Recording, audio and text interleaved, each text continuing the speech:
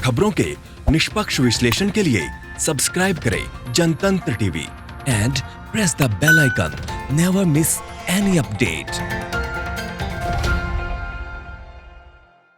नमस्कार, आप देख रहे हैं जनतंत्र टीवी। आपके साथ मैं हूं अंशिका पाठक। बुलेटिन की शुरुआत करेंगे बड़ी खबर के साथ, जहां मध्य प्रदेश में कोरोना के बढ़ते मामलों को देखते हुए जुलाई में भी स्कूल बंद ही रहेंगे।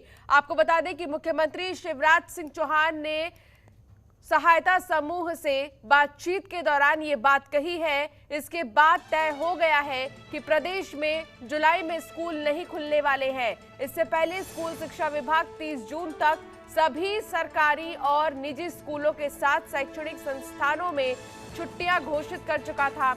इसमें छात्रों के साथ ही शिक्षकों को भी छुट्टी दी गई है। सीएम शिवराज सिंह चौहान ने कहा कि कोरोना को देखते हुए अभी हालात ठीक नहीं हैं, ऐसे में बच्चों को स्कूल नहीं भेजा जा सकता है। अब जुलाई में भी स्कूल नहीं खुलेंगे, लेकिन जून के अंत में इसको लेकर एक बैठक होगी। उसके बाद ही आगे के फैसले किए जाएंगे। आपको बता दें कि मध्य प्रदेश में स्कूल विभाग ने सबसे पहले 4 मार्च को अवकाश घोषित किया था। इसके बाद कोरोना संक्रमण को देखते हुए 7 जून तक स्कूलों को बंद कर दिया गया था। इसके बाद 30 जून तक छुट्टी घोषित कर दी गई है। प्रदेश का शिक्षा विभाग स्कूलों को लेकर केंद्र की गाइडलाइन का इंतजार कर रहा है।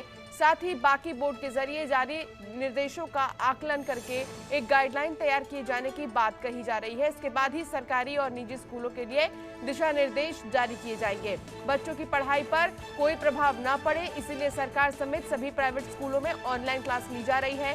एमपी बोर्ड की स्थगित परीक्षाएं 9 जून से शुरू हो चुकी हैं। ये परीक्षाएं 16 जून तक आयोजित की जाएंगी। परीक्षा केंद्र के अंदर जाने से पहले सभी की थर्मल स्क्रीनिंग भी की जाती है।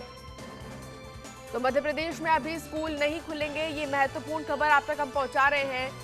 शिवराज सिंह चौहान ने ये निर्देश दिए हैं। फिलहाल पहले ही ये कह दिया गया था कि 30 जून तक तो स्कूल नहीं खुलेंगे, लेकिन आगे भी कहा जा रहा है कि जुलाई में भी खोलना अभी संभव नहीं है स्कूलों को। शरद व्यास हमारे संवाददाता हमारे साथ जुड़ गए हैं ज्यादा बातचीत के लिए। शरद, लगातार हम देख रहे हैं कि मध्य प्रदेश में किस तरह कोरोना की कहर अब भी लगातार जारी है। सिर्फ मध्य प्रदेश ही नहीं, देश के जो अलग राज्य है वहां से भी लगातार मामले सामने आ रहे हैं। इन सबके बीच स्कूल को लेकर एक महत्वपूर्ण फैसला लिया गया है शिवराज सिंह चौहान की तरफ से। क्या कुछ जानकारी मिल रही है? देखिए, कुछ दिनों पहले एचआरडी मिनिस्टर पोखरियाल ने एक निजी चैनल को एक वक्तव्य दिया था और एक इंटरव्यू के दौरान उन्होंने बात कही थी कि जुलाई के बाद स्कूल खोले जाएंगे और 15 अगस्त के बाद इस तरह की योजना बनाई जा रही है कि स्कूल खोले जाएंगे। और उसी को देखते हुए मध्य प्रदेश में शिवराज सिंह चौहान ने जब समीक्षा की तो समीक्षा में पाया गया है कि जितने भी स्कूल है वहां पर यदि बल्क में छात्र जाते हैं तो कहीं ना कहीं कोरोना संक्रमण फैलने की आशंका बनती है। और खासतौर पर 4 से 5 शहर ऐसे मध्य प्रदेश के यहाँ पर कम्युनिटी स्प्रेड की तरह तेजी से बढ़ता हुआ नजर आ रहा है। रोजाना 100-200 मरीज लगातार मिल रहे हैं, तो इससे भी कहीं ना कहीं एक चिंता बनी हुई है। इसको लेकर यह निर्णय लिया गया है कि जुलाई तक किसी प्रकार के भी स्कूल को खोलने की अनुमति नहीं रहेगी, क्योंकि वहां पर एक एक क्लास में 50 से 60 बच्चे होते हैं, तो इससे कहीं ना कहीं संक्रमण बहुत तेजी से फैल सकता है। एग्जाम में भी जिस तरह का भी फॉर्मूला अपनाया गया है उस फॉर्मूले को लेकर भी कहीं ना कहीं कई चीजें देखने में आई है। कुछ छात्रों को बैठने का मौका नहीं मिला क्योंकि उनको सर्दी खांसी थी, और ये मौसम जो है वो सर्दी खांसी का मौसम है, तो इससे कहीं ना कहीं एक डर पैदा हुआ है। और दूसरी चीज ये भी कि एक आकलन जो किया हुआ है मध्य प्रदेश में कि मध्य प्रदेश में आगामी 1 से 2 महीनों में बल्क में और बहुत तेजी से कोरोना संक्रमित मरीजों के मिलने की संभावना है।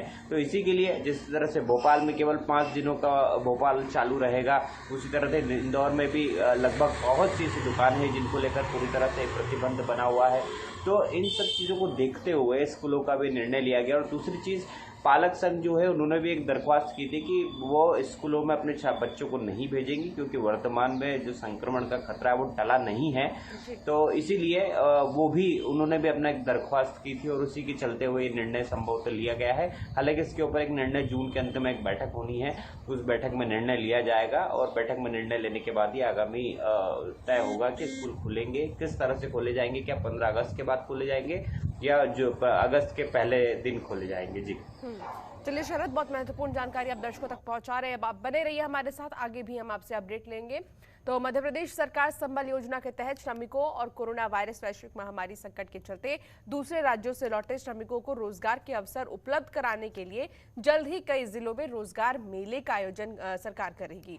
मध्य प्रदेश जनसंपर्क विभाग के एक अधिकारी ने ये जानकारी दी है। रोजगार मेलों का आयोजन जून महीने के तीसरे हफ्ते में किया जाना है। जिन जिलों में अधिक श्रमिक पंजीकृत हैं, वहां पहले रोजगार मेले आयोजित होंगे।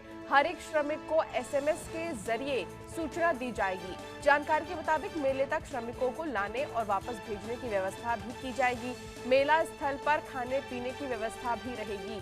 मेला स्थल में भारत सरकार और मध्य प्रदेश सरकार के जरिए कोरोना वायरस की रोकथाम के संबंध में जारी सभी दिशा निर्देशों का कड़ाई से पालन किया जाना जरूरी होगा। कोरोना को देखते हुए मेला स्थल को सैनिटाइज किया जाएगा। हाथ धोने और थर्मल जांच की भी व्यवस्था की जाएगी। सामाजिक दूरी का पालन सुनिश्चित करना होगा। रोजगार मेलों के आयोजन के लिए जिला स्तर पर जिलाधिकारी की अध्यक्षता में रोजगार मेला समिति गठित की गई है। समिति के समन्वयक मुख्य कार्यपालन अधिकारी जिला पंचायत होंगे। तो एमपी सरकार संबल योजना के तहत श्रमिकों को रोजगार देगी और साथ ही आपको बता दें कि जिला स्तर तक रोजगार मेला समिति गठित की गई। हमारे साथ शरद व्यास हमारे संवाददाता जुड़े हुए हैं, उनसे हम बातचीत करेंगे। शरद, रोजगार मेले को लेकर क्या कुछ जानकारी मिल रही है और इससे वो श्रमिक कितना फायदा ले सकेंगे जो लगातार बेरोजगार हैं, जो परेशान हैं, लॉकडाउन के चलते जिनकी नौकरी चली गई है? देखिए, मध्य प्रदेश एकमात्र ऐसा राज्य है जिसने कोरोना काल के बाद जितने भी श्रमिक मध्य प्रदेश में आए हैं उनका एक सर्वे कराया है और इस सर्वे के अंतर्गत पाया गया कि तकरीबन 7,26,000 ऐसे श्रमिक हैं जो अलग अलग विधाओं में पारंगत है, जिसमें सबसे ज्यादा जो श्रमिक है वो निर्माण कार्य से जुड़े हुए हैं। इसके अलावा कृषि का तकरीबन 1.5 लाख के आसपास, 1.5 से 2 लाख के आसपास श्रमिक ऐसे हैं जो निर्माण कार्य से जुड़े हुए हैं। 1 लाख के आसपास श्रमिक ऐसे हैं जो कृषि से जुड़े हुए हैं। तकरीबन 30,000 के आसपास श्रमिक ऐसे हैं जो अन्य छोटे, जिसमें वुडन के वर्क में जुड़े हुए हैं, कुछ और अन्य कार्यों में से जुड़े हुए हैं। तो ऐसे तकरीबन 7,30,000 के आसपास तो श्रमिक है जो आए हैं। उसके अलावा जो उनके परिजन है वो तकरीबन 5 लाख के आसपास। ऐसे कुल मिला के तकरीबन 12 से 13 लाख के आसपास श्रमिक हैं पूरे मध्य प्रदेश में जो अलग अलग विधाओं में पारंगत है। सरकार ने पूर्व में ही कहा था, शिवराज सरकार ने, कि जितने भी जो श्रमिक आएंगे उनको रोजगार की कोई कमी मध्य प्रदेश में नहीं होगी। और जिस तरह का लॉकडाउन अभी लगा है 3 से 4 महीने को, और आने वाली स्थिति जो दिखाई दे रही है उसके चलते कई ऐसे श्रमिक हैं जो अब दोबारा से उस जगह पर नहीं जाएंगे जहां अब तक वो काम कर रहे थे। तो इसीलिए मध्य प्रदेश में सरकार ने निर्णय लिया है कि जिला स्तर पर जो रोजगार को बढ़ाया जाए, रोजगार देने की एक समिति बनाई जाए, ताकि जितने भी जो कामगार हैं जो बेहतर प्रशिक्षित हैं, जो अलग अलग जगहों पर काम करके यहाँ पर आए, तो उनको बेहतर रोजगार मिल सके, ताकि ज्यादा से ज्यादा उनको रोजगार भी मिले और मध्य प्रदेश के आर्थिक गतिविधियों में संचालन भी बहुत तेजी से बढ़े। तो ये कहीं ना कहीं निर्णय सरकार का लिया गया। इसके लिए चीफ एग्जीक्यूटिव ऑफिसर होते हैं जिला पंचायत, सीईओ जिसे कहा जाता है, उनको जिम्मेदारी दी गई है। जिला स्तर पर, जनपद स्तर पर, तमाम जगहों पर ये जिम्मेदारी दी गई, क्योंकि अधिकांश जो श्रमिक है वो ग्रामीण क्षेत्रों से आते हैं। तो इस वजह से ये सभी जिम्मेदारी दी गई है और इसके लिए कई व्यवस्थाएं भी की गई है कि किसी प्रकार की कोई यदि मेला लगता है या इस प्रकार का आयोजन होता है तो उसमें किसी प्रकार का कुछ संक्रमण ना फैले, तो उसको भी ध्यान में रखकर कई दिशा निर्देश यहाँ पर तय किए गए हैं और दिशा निर्देश के बाद ही आगामी कार्यक्रम तय किए जाएंगे और उसके बाद ही आगामी कार्यक्रमों का संचालन भी किया जाएगा।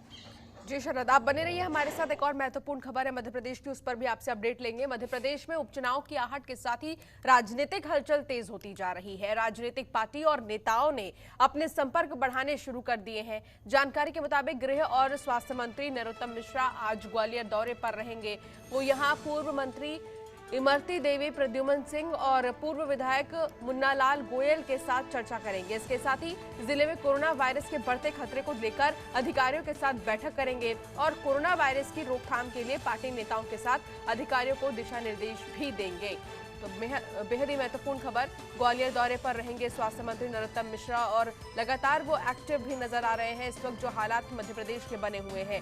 शरद व्यास हमारे संवाददाता हमारे साथ जुड़े हुए हैं, उनसे ज्यादा बातचीत करेंगे। शरद, आज ग्वालियर दौरे पर रहेंगे स्वास्थ्य मंत्री नरोत्तम मिश्रा और तमाम कार्यकर्ताओं के साथ वो मुलाकात भी करेंगे। उपचुनाव को लेकर भी एक स्ट्रैटेजी तैयार की जाएगी, क्या कुछ जानकारी मिल रही है? क्या तैयारी पार्टी की तरफ से की जा रही है फिलहाल, और क्या माहौल इस वक्त राज्य का बना हुआ है उपचुनाव को लेकर? देखिए, दो राजनीतिक दल है बीजेपी और कांग्रेस मध्य प्रदेश में जो पूर्ण रूप से सक्रिय रहते हैं। इसके अलावा खास तौर पर इस चुनाव में देखेंगे तो त्रिकोणीय स्थिति नजर आती है, क्योंकि जितना भी ग्वालियर चंबल जो बेल्ट है वो समाजवादी पार्टी इस तरह के जो नेता होते हैं या बहुजन समाजवादी पार्टी वो उस पार्टी के नेताओं से ज्यादा ओतप्रोत है, तो कहीं ना कहीं ये त्रिकोणीय मुकाबला दिखाई दे रहा है। और कांग्रेस जिस प्लानिंग से काम कर रही, कांग्रेस जितने भी बीएसपी के जितने भी लीडर्स हैं, सपा के जितने भी लीडर्स हैं, उनको तोड़कर अपनी तरफ उन्होंने लेने की काम शुरू कर दिया है। बीजेपी लगातार संगठन, बड़ा संगठन है विश्व का, तो इसीलिए बीजेपी अपने स्तर पर काम कर रही है। वो संगठनात्मक ढांचे को मजबूत करते हुए आगे बढ़ रही, ब्लॉक स्तर तक उनके पास कार्यकर्ताओं का एक यामा है, लेकिन बड़े नेताओं की बड़ी जिम्मेदारी है। 22 लोगों की एक संचालन समिति बनी है, इस संचालन समिति के तहत सभी नेता अपने अपने स्तर पर काम कर रहे हैं। डॉक्टर नरोत्तम मिश्रा चूंकि ग्वालियर चंबल क्षेत्र के नेता हैं, ज्योतिरादित्य सिंधिया है, वीडी शर्मा है, नरेंद्र सिंह तोमर है, तो इनकी जिम्मेदारी अलग है। तो कुछ दिनों पहले भी नरोत्तम मिश्रा पहुंचे थे ग्वालियर, वहां पर जयभान सिंह पवैया से उन्होंने मुलाकात की थी, अनूप जोशी से उन्होंने मुलाकात की थी, अन्य नेताओं से उन्होंने मुलाकात की थी।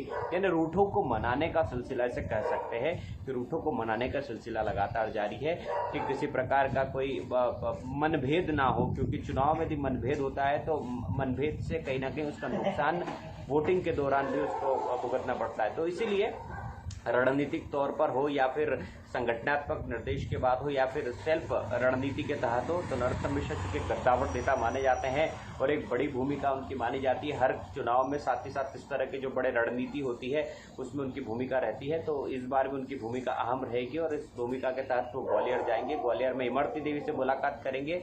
इमरती देवी के अलावा अन्य जितने भी जो लीडर्स हैं, जो 22 विधायक जिन्होंने इस्तीफा देकर जो बीजेपी में शामिल हुए, उनसे मुलाकात करेंगे, उनसे चर्चा करेंगे, क्षेत्रीय समीकरण को और बेहतर भांपने की कोशिश करेंगे। कार्यकर्ताओं से मुलाकात संभव तक की जा सकती है। तो ये दौरा कहीं ना कहीं कई मायनों में महत्वपूर्ण है उपचुनाव के दृष्टिकोण से। बिल्कुल शरद, बहुत महत्वपूर्ण जानकारी आप दर्शकों तक पहुंचा रहे हैं, बहुत बहुत शुक्रिया तमाम जानकारी के लिए। तो आपको बता दें कि बहुत जल्द उपचुनाव होने वाले हैं और इसको लेकर चर्चा भी बहुत तेज है। आज नरोत्तम मिश्रा ग्वालियर जाएंगे और वहां पे तमाम कार्यकर्ताओं के साथ बातचीत भी करेंगे, अधिकारियों से भी बातचीत करेंगे, कोरोना के खतरे को लेकर भी वो बातचीत करेंगे। एक छोटे से ब्रेक के लिए हम रुकेंगे, ब्रेक के बाद फौरन हाजिर होंगे। चलिए, ब्रेक के बाद एक बार फिर आपका स्वागत है। रुक करेंगे बुलेटिन की ओर, जहां मध्य प्रदेश के इंदौर शहर की सराफा थाना पुलिस ने कांग्रेस के वरिष्ठ नेता और पूर्व मंत्री जीतू पटवारी और 2 कांग्रेस विधायक समेत 4 के खिलाफ बगैर अनुमति धरना प्रदर्शन करने के आरोप में मामला दर्ज किया है। बताया जा रहा है कि यहां के राजवाड़ा क्षेत्र में अहिल्या प्रतिमा पर बगैर अनुमति धरना प्रदर्शन किया गया था। पुलिस ने कहा कि विधायक संजय शुक्ला और देपालपुर विधायक विशाल पटेल और इंदौर शहर कांग्रेस अध्यक्ष विनय बाकलीवाल के खिलाफ एक नामजद मामला दर्ज हुआ है। तो वहीं कांग्रेसी नेताओं पर पुलिस ने आरोप लगाया कि इन नेताओं ने धरना प्रदर्शन करने के लिए जिला प्रशासन से अनुमति नहीं ली थी, जिसके चलते ये कार्रवाई की गई है। 3000 लोग कलेक्टर मर्दान की बताते हैं, तो जाए करें गिरफ्तार, बताएं। हम 1 बजे उठेंगे यहाँ पे, 2 घंटे का मौन हमने हमारा रखा था, आप आए तो आपसे बात करी। मैंने तो कल लतूर बाग में कुछ व्यक्तियों द्वारा कार्यक्रम आयोजित करके राशन वितरण किया गया था, तो उसके बारे में जब देखा गया तो वहाँ कोई अनुमति जारी नहीं हुई थी, तो उसमें धारा 144 का उल्लंघन होने से धारा 188 आईपीसी के तहत प्रकरण पंजीबद्ध किया गया है। विवेचना के दौरान यह स्पष्ट हुआ है कि यह आयोजन कर्ता जो थे उसमें सुदर्शन गुप्ता जी थे, तो उनको उसमें नामजद किया गया। तो कोरोना महामारी के चलते देश में लॉकडाउन के बाद भी मनरेगा के कई मानकों पर छत्तीसगढ़ ने शानदार प्रदर्शन किया है। मुख्यमंत्री भूपेश बघेल के निर्देश पर छत्तीसगढ़ ने चालू वित्तीय वर्ष 2020 से 21 के शुरुआती 2 महीने में ही साल भर के लक्ष्य का 37% काम पूरा कर लिया है। छत्तीसगढ़ में इस साल अप्रैल और मई के लिए निर्धारित लक्ष्यों के 175% काम हुआ है। इन दोनों मामलों में छत्तीसगढ़ देश में सर्वोच्च स्थान पर है। आपको बता दें कि 2 महीने के भीतर सबसे ज्यादा परिवारों को 100 दिनों का रोजगार उपलब्ध कराने में छत्तीसगढ़ दूसरे स्थान पर है। राज्य में करीब 1996 परिवारों को 100 दिनों का रोजगार दिया जा चुका है। चालू वित्तीय वर्ष में अब तक 5,03,37,000 मानव दिनों में 25,97,000 ग्रामीण श्रमिकों को काम दिया गया। इस दौरान 1,114 करोड़ 27 लाख रुपए का मजदूरी भुगतान भी किया गया है। मुख्यमंत्री भूपेश बघेल और स्वास्थ्य मंत्री टीएस सिंहदेव ने लॉकडाउन के दौरान मनरेगा में उत्कृष्ट कामों के लिए पंचायत प्रतिनिधियों और मैदानी अधिकारियों की पीठ थपथपाई है। उन्होंने प्रदेश भर में सक्रियता और तत्परता से किए गए कामों की सराहना करते हुए सरपंचों, मनरेगा की राज्य इकाई और जिला और जनपद पंचायतों की टीम को बधाई दी है। तो मनरेगा के काम को लेकर देश में टॉप पर है छत्तीसगढ़। 2 महीने में ही साल भर के लक्ष्य का 37% काम पूरा कर लिया है। और कई सारे ऐसे बेचारे श्रमिक हैं जो गरीब हैं, उन्हें रोजगार मिल गया है। सबसे बड़ी बात, मनमोहन नेताम हमारे संवाददाता हमारे साथ जुड़ गए हैं, लाइव उनसे बातचीत करेंगे। मनमोहन, छत्तीसगढ़ में हम लगातार देख रहे हैं कि कई सारी ऐसी योजनाएं सरकार द्वारा लाई जाती हैं, कई सारे ऐसे काम किए जाते हैं सरकार द्वारा जो उन लोगों के लिए कामगार साबित होते हैं, उन लोगों के लिए मददगार साबित होते हैं जो परेशान है, जैसे मजदूर हो गए, किसान हो गए। इन लोगों के लिए सबसे बड़ी और अहम खबर यही कि मनरेगा के काम को लेकर भी देश में टॉप पर छत्तीसगढ़ है। अंशिका, आपने सही कहा। जिस तरीके से कोरोना काल में छत्तीसगढ़ जिस आर्थिक संकट से जूझ रहा था और उस आर्थिक संकट के दरमियान जो मजदूर हैं वो उनकी आर्थिक स्थिति बहुत ही कमजोर थी। ठीक उसी दरमियान छत्तीसगढ़ की भूपेश सरकार ने मनरेगा के कार्य को इतने बेहतरीन ढंग से संचालित किया जिसके कारण यहाँ पर जो मजदूर हैं, मजदूरों को यहाँ पर रोजगार मिली। और जिस समय पूरे ग्रामीण क्षेत्र में आर्थिक स्थिति कमजोर थी और मजदूरों को उसी समय मजदूरी की जरूरत थी, उन्हें रुपए पैसों की जरूरत थी, ठीक उसी समय जिस तरीके से मनरेगा के कार्य किया गया, बकायदा सोशल डिस्टेंसिंग की गई एवं जो मनरेगा के मजदूरों को वहां पर कार्य के स्थान पर वहां पर बकायदा सोशल डिस्टेंसिंग के साथ मास्क एवं सैनिटाइजर का उपयोग करके जिस ढंग से वहां पर काम किया गया, काबिले तारीफ है। और ठीक है, उसी समय काम होने के कारण मजदूरों की जो आर्थिक स्थिति ठीक हुई। ठीक उसी प्रकार बता दूं कि मनरेगा के काम में जिस तरीके से प्रदेश सरकार ने बेहतरीन ढंग से क्रियान्वयन किया है, यह काबिले तारीफ है। एवं आने वाले समय में कल ही भूपेश बघेल ने बताया है कि जो प्रवासी मजदूर हैं, प्रवासी मजदूरों को भी लोक निर्माण विभाग के द्वारा काम दिया जाएगा। जी बिल्कुल मनमोहन, और आने वाले समय में ये हम कह सकते हैं कि छत्तीसगढ़ एक मॉडल बनकर पूरे देश से निकलेगा। जी हाँ, छत्तीसगढ़ में जिस तरीके से कोरोना के संकट से जूझ रहे हैं और कोरोना के संकट के बीच ही मनरेगा के काम में जिस तरीके से गति लाई गई एवं मजदूरों को जिस तरीके से पारिश्रमिक मिला, उन्हें रोजगार मिला, रोजगार मिलने के बाद वर्तमान में जिस तरीके से प्रवासी मजदूर छत्तीसगढ़ पहुंच रहे हैं, प्रवासी मजदूरों का भी ख्याल रखा जा रहा है। एवं प्रदेश के मुखिया भूपेश बघेल ने कल ही लोक निर्माण विभाग के अधिकारियों को निर्देशित किया है, जो भी प्रवासी मजदूर हैं उन्हें रोजगार मुहैया कराई जानी चाहिए। यानी कि जितने भी जो कार्य चलेंगे, निर्माण कार्य चलेंगे, सड़क के काम चलेंगे, उसमें सबसे पहले महत्वपूर्ण दिया जाएगा मजदूरों को, प्रवासी मजदूरों को। तो कहीं ना कहीं बहुत बड़ी राहत भरी खबर है और जो मजदूरों के लिए ये मील का साबित पत्थर होगा। जी बिल्कुल। एक चीज और है मनमोहन, जिस तरीके से छत्तीसगढ़ में काम हो रहा है उससे आने वाले समय में हम ये कह सकते हैं कि जो उसके इर्द गिर्द के राज्य है या फिर कहिए पूरा देश ही ऑलमोस्ट, जिनके लिए एक बहुत बड़ी चुनौती हो जाएगी छत्तीसगढ़ जैसा काम करवाना, क्योंकि लगातार हम देख रहे हैं कि कई सारे ऐसे राज्य हैं जहां पर अभी तक कोई काम शुरू भी नहीं हुआ है। तो छत्तीसगढ़ का जो मॉडल है वो पूरे देश में अपनाया जाएगा और साथ ही एक चुनौती कुछ राज्यों के लिए भी बन जाएगी। देखिए, छत्तीसगढ़ से अन्य राज्यों को भी सीख लेना चाहिए। जिस तरीके से जब पूरी तरीके से लॉकडाउन के दरमियान संपूर्ण लॉकडाउन था और गांव के जो मजदूर है वो गांव में ही रह रहे थे और एवं गांव से उन्हें बाहर जाने की अनुमति नहीं थी।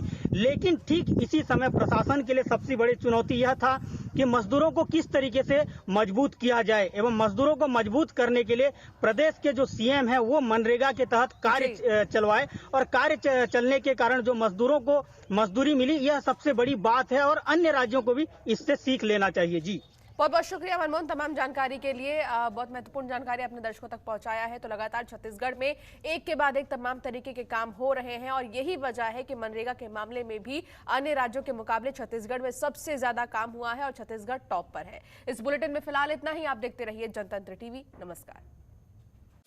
खबरों के निष्पक्ष विश्लेषण के लिए सब्सक्राइब करें Jantantra TV and press the bell icon. Never miss any update.